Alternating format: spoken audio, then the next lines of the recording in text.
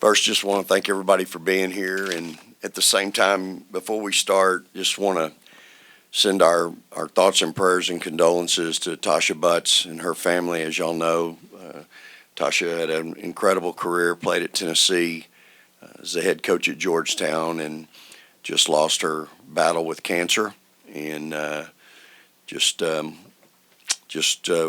to acknowledge that and let the family know that we're thinking about them. We as a team prayed for them the other day before practice.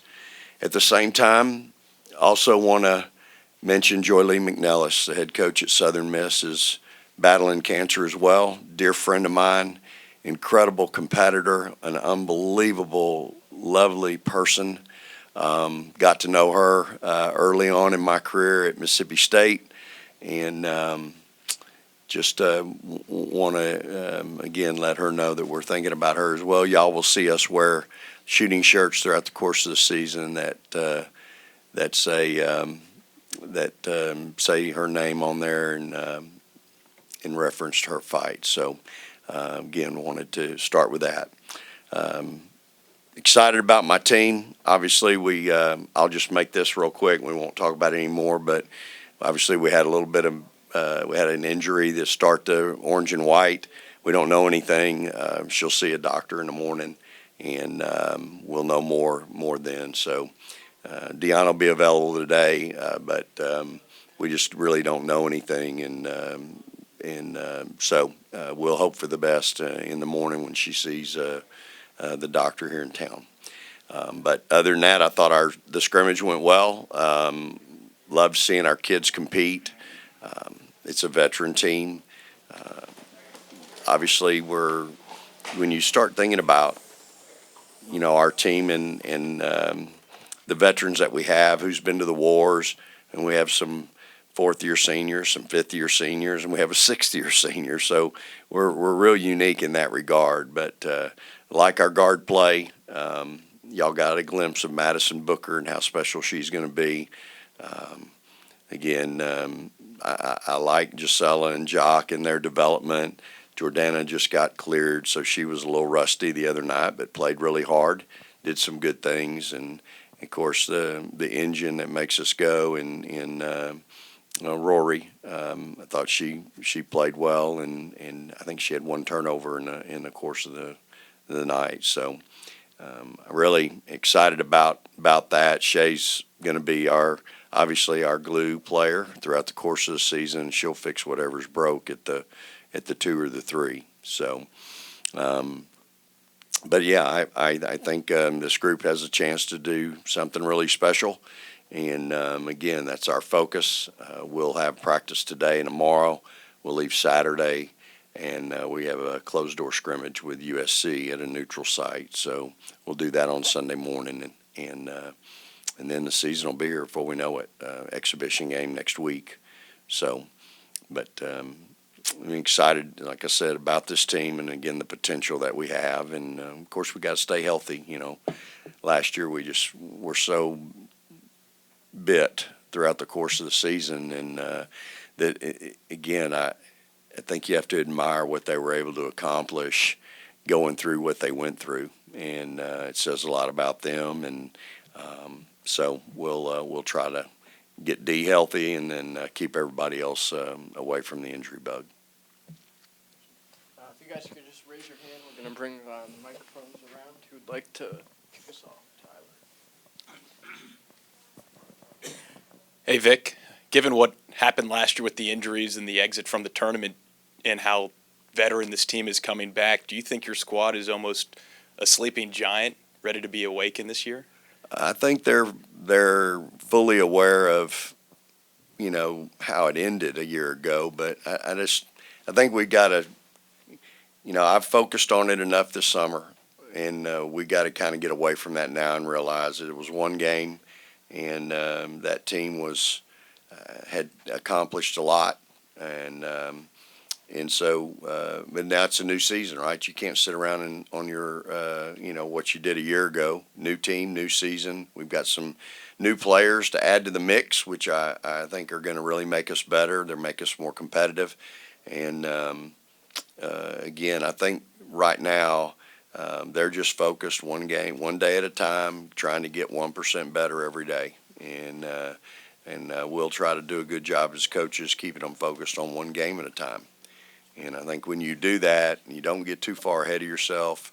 That's when you can look up in March and realize that you got a really hot team, a special team, and you got a chance to do something in postseason.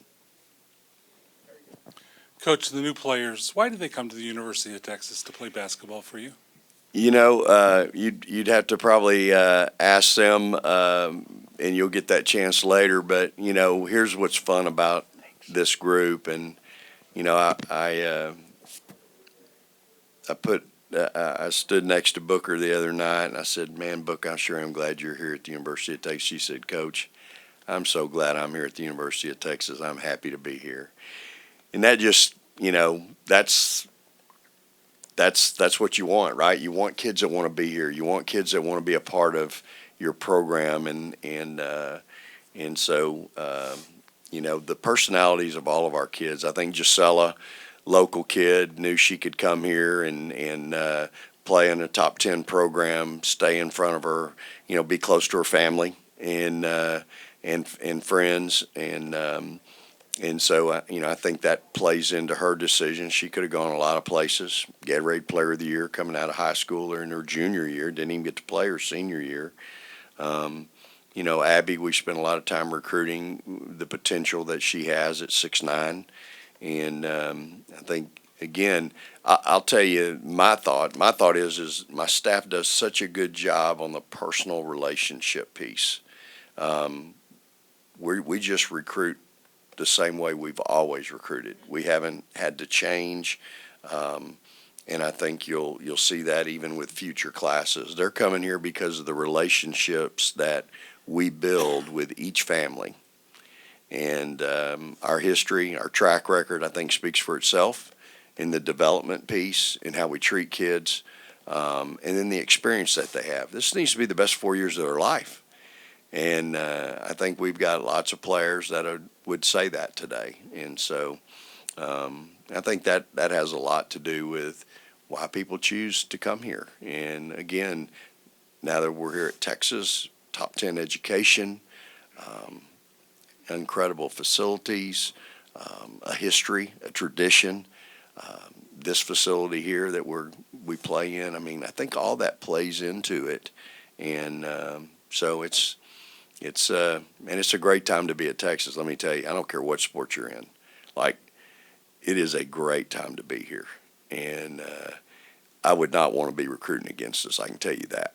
I think it's being here, you see what you experience everything that is and of Texas. And, I had that conversation with President Hartzell the other day. I'm like, man, I'd hate to be going against us right now in any sport, in anything. I mean, think about what he does from a perspective of education. We're not top 10 nationally education-wise because of our buildings. We're top 10 education-wise because of the guts of the building. The guts are the professors. He's just like me as a coach. He's trying to recruit the best professors in America. Same thing we're doing as coaches. That's what makes us top 10 education-wise. You know what? It's what makes us top 10, all of us in our athletic endeavors too. So it's kind of goes hand in hand. So it's a great time. This new player you got, Rory Harmon. Yeah. How pretty much new. does she need to shoot better for you to be the team you want to be? And do you cut her minutes from 40 to 39? Well, number one, I don't think she has to necessarily shoot better. I think that when you're a great point guard, first thing you're doing is hunting everybody else's best shot. That's your job. It's not your shot that you're hunting. You're hunting everybody else's best shot, and then your shot. And so I think for her, last year she had to once Sonia went down, you lose your leading scorer at the time.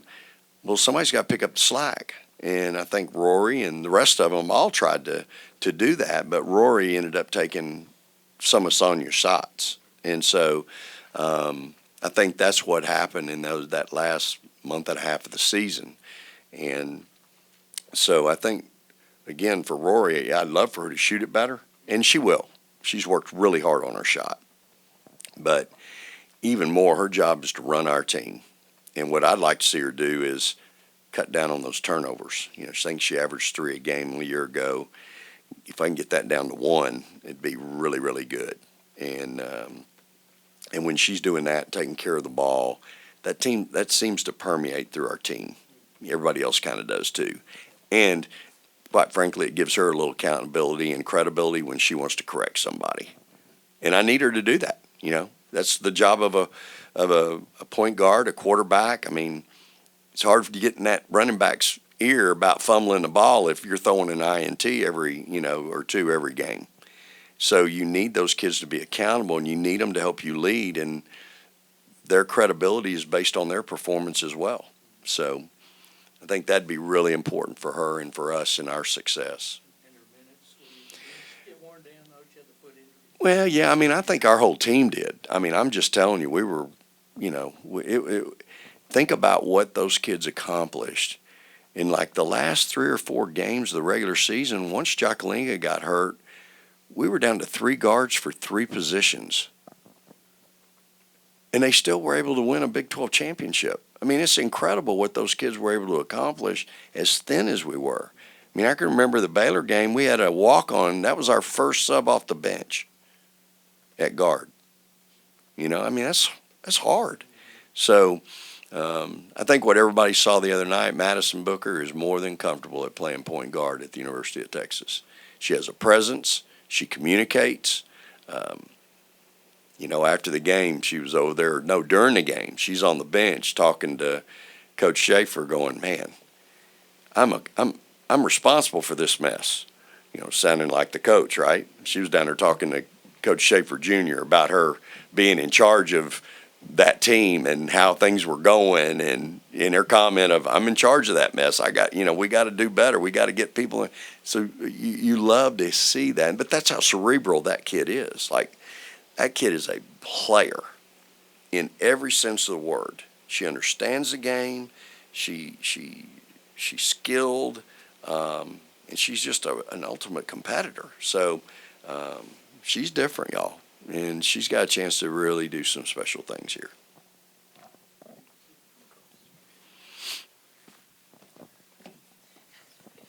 Hey, Vic, nice to see you. Yeah, good to be seen. On that same note, though, what excites you the most about having someone else being a playmaker alongside Rory on the court? Well, again, you got to have difference players that when the best play designed by any coach in America can design, and all of a sudden that one doesn't work, somebody sometimes got to go make a play. And so you got to have those difference players that can go create their own shot or make a play. And I think when you start talking about that, okay, they can go get their own shot, but can they go get somebody else's shot? Madison Booker can get her own shot, but to a fault almost, she'll pass it sometimes and turn down a pretty good look because she's so unselfish. So she sees the floor extremely well, but to have her, Madison, I thought you saw our bigs the other night play well. Taylor played really well. Hattie got a ton of rebounds. She just couldn't make a stick back. We'll work on that. And so, when you have those, Shaylee's been shooting the ball really, really well in the preseason. So I just think we have some players that can go make plays when you have to go make a play. And that's always good to have more than one, And anytime you have a chance to have 2 or 3 difference players on the floor, most teams don't have 3 great defenders. And so now you're creating problems for people. And I think that's where we are. I think we've got some players that you're going to have to pick your poison. And when you do, if you go double my 5s, okay, then you're going to leave some other people open that are going to be able to hurt you. Now, our 5s have got to get them the ball and not turn it over, but I think we're seasoned enough down there, and we recognize that we'll be able to handle things like that. Vic, back here on that note, how important is a healthy Taylor Jones this season? Yeah, she told me this summer, she said, Coach, this is the first summer I've had since I got to college where I wasn't rehabbing something. And so she had a really healthy summer. She missed a week of practice early on, but she's back now and in full go. And so I do think it's really important that we have a healthy Taylor.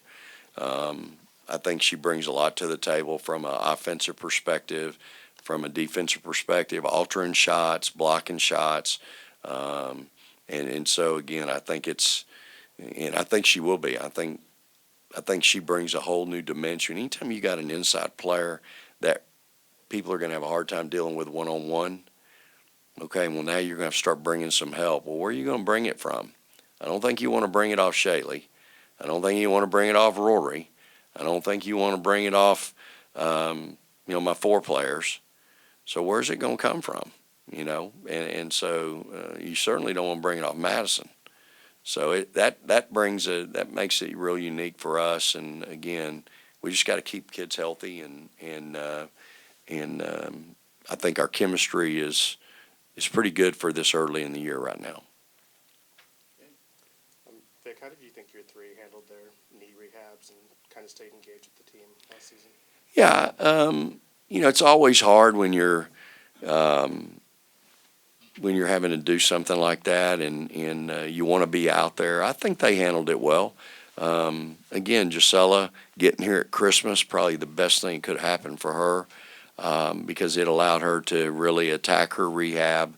We have such great doctors and trainers here that she just doesn't wouldn't have had access to every day of the week like we have here if she'd have stayed in high school. And I'm sure those folks are really good, but they're dealing with so many other athletes, and we have such a great medical staff here. So I think it was certainly a great decision on her part to be able to be here. Amo was slow in the beginning, but she's really picked up speed here late. She's chomping at the bit to play, y'all. She's already been on me about, hey, can I do half-court stuff this weekend when we go scrimmage USC? Because she's not quite cleared full court yet. And I'm like, I haven't told her yet, but the answer is no. I can control her here in Austin when we're doing stuff here on the half court, but there's no point in putting her out there right now. Plus, I need to work on chemistry with other players that are going to play in that, probably that first few weeks of the season. So, but she's coming, and she's made some really big strides here lately. So, and then Jordana, the kid's been through 3 ACLs, and she just finally got released to start participating. First it was 50% of practice and 75%. We're getting close to where she's going to be released for 100% of everything. So she got to play the other night. It's the first time in 2 years or a year and a half that she's played. So all 3 of those kids are, Jordana's bouncy to me, y'all. She's confident. Amo's confident in her knee, even at 10 months. So, I think those kids are all working hard to get confident, and that's the last piece of it, y'all. All 3 of them are at a point now where they probably have a good, healthy leg. Now it's the part, can you overcome in your mind, and I think all 3 are in a really good place. All right, Coach, I'm going to try to add some excitement before the season starts. Abby, if she is able to dunk, will you allow her? And what happens if she dunks to this place? Well, I think if anybody could dunk here, it'd be really an exciting thing. I think Abby's got a lot of work. She's a project, but she is 6'9". She's had some, she's fighting an injury right now. She hadn't practiced in 2 weeks. She's got some shins that have been bothering her pretty significantly. So she's missed some really valuable practice time, to be honest with you. But hopefully we get her cleared in another week. And so, Abby's biggest thing is being able to run the floor 1 second faster right now. Like, that's my biggest thing with her, is just teaching her to run. The kid's got great hands, and she's got great feet. But the speed of the game, she's got to be able to run and keep up with people and get up and down the floor. And we were making strides in that when we had this little setback. So, but a kid works hard, great kid. Again, different level. This is way different than anything she's experienced in high school. And so just getting her used to that and the intensity and the demands that we practice with and play with, it's just different. But she's going to be fine. I'm not worried about Abby. And again, we have Taylor and Hattie right now there. So there's no real need for her to just all of a sudden, I got to have some minutes from her. I can be patient with her and develop her at the rate that she can go at. Hey, Coach, we've heard so much coming into this last year of the Big 12 for Texas, that motto of embracing the hate. How much more is this the type of team that thrives in that situation of kind of being the villain and embracing the hate? How much does that motivate you guys, or is part of that motivation to win another Big 12 championship as you go out of this league and into another one? Yeah, I really admire the teams right now that are playing to date and how they've all been able to do it. I mean, you look at all of our teams and how they're responding in their conference season. And, I've told our players they won't ever do anything harder or more demanding in their athletic careers than go through this season. Being in the last season in the Big 12, it's hard enough, y'all, playing in the Big 12 with Texas on your chest. And then to throw in there, it's our last season.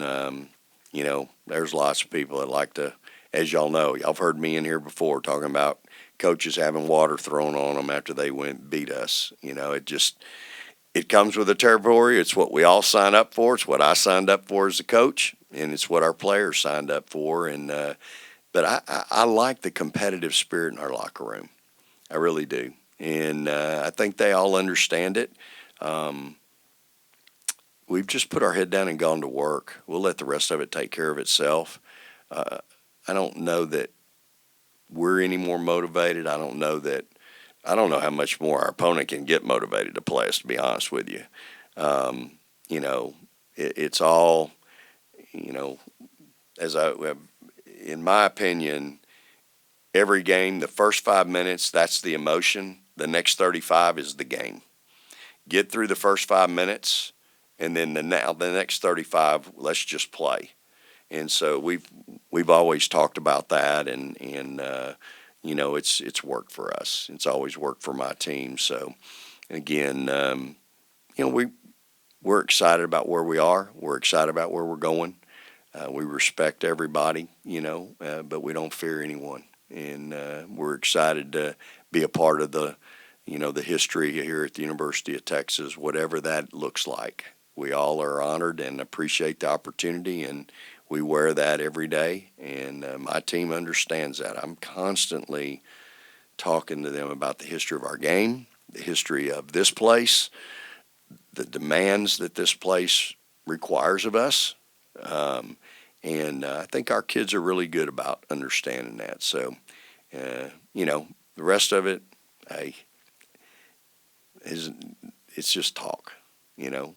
You got to walk the walk, and I think our kids do a good job of that. So, Thank you, everybody. All right. Thank you. Our player availability on the court now. Yep. Appreciate y'all being here. Praise the Lord and hook 'em horns.